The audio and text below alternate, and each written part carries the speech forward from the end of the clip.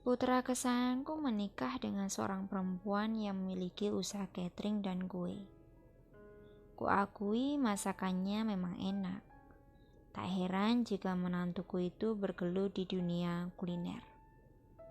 Aku bangga punya menantu sepertinya dan merasa yakin kalau anakku akan diurusnya dengan baik karena ia pandai memasak.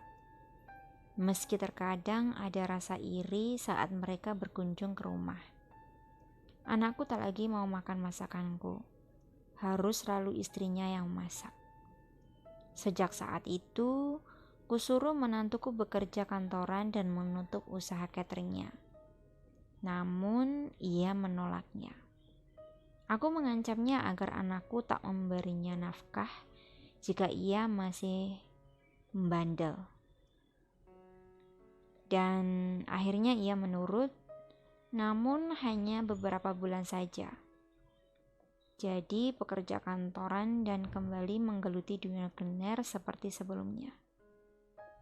Jengkel rasanya aku padanya. Sebagai pelajaran, aku datang ke orang pintar meminta agar anakku meninggalkannya. Namun tak berhasil. Anakku tetap mencintai istrinya meski uang nafkah sudah dikurangi. Ia tetap tak bergeming. Aku pun bergumam sendiri, mentang-mentang punya usaha sendiri, merasa tak butuh untuk dinafkahi dari suami. Aku pun belum menyerah. Kudatangi lagi orang pintar, kali ini meminta agar menutup rahimnya, agar menantuku tak kunjung hamil. Mungkin dengan cara itu anakku akan meninggalkannya. Butuh waktu lama untuk ini semua. Bertahun-tahun mereka menikah, belum juga ada tanda-tanda kalau menantuku itu hamil. Saat itu pasti aku seneng, caraku kali ini berhasil. Anakku mulai gelisah karena istrinya tak kunjung hamil. Aku selalu menanyakan kapan anakku akan punya anak. Ternyata cara itu cukup membuat anakku gusar dan berniat menceraikan istrinya. Demi memuluskan rencanaku, aku kembali mendatangi orang pintar agar mereka benar-benar berpisah. Aku benar-benar tidak menyukai menantuku dan akan kubuat anakku juga tidak menyukainya lagi. Kukuras harta anakku dengan berbagai alasan. Salah satunya kupinjam uangnya untuk renovasi rumah. Lalu adik-adiknya kupaksa untuk pinjam uang sebagai modal usaha.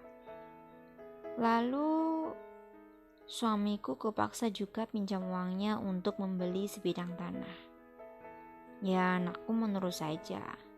Apa yang kuinginkan selalu dipenuhinya. Tampaknya usahaku semakin membuahkan hasil, anakku semakin gelisah, sering bermimpi buruk dan sikapnya mulai berubah.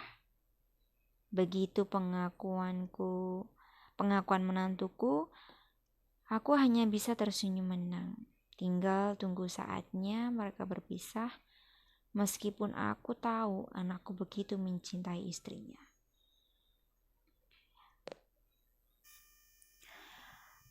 Hari berganti hari dan ternyata anakku pun di sana berniat untuk berpisah untuk sementara, bukan bercerai, tapi hanya berpisah rumah. Dan dia kembali ke rumah. Tapi saat aku melihat anakku, dia terlihat murung setiap hari, seperti tidak ada semangatnya dalam bekerja. Aku pun tidak henti-hentinya untuk memberikan support dan nasihat untuk anakku.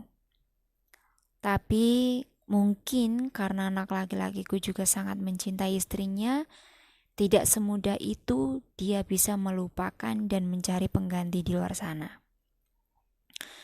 Dan sampai 1 tahun anakku tidak kunjung untuk bisa melepas istrinya dan masih terlihat murung, tidak ceria seperti biasanya.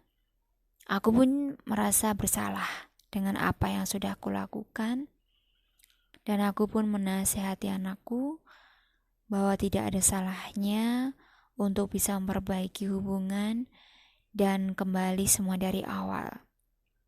Dan namanya juga mungkin belum rezekinya diberi momongan, bersabarlah dahulu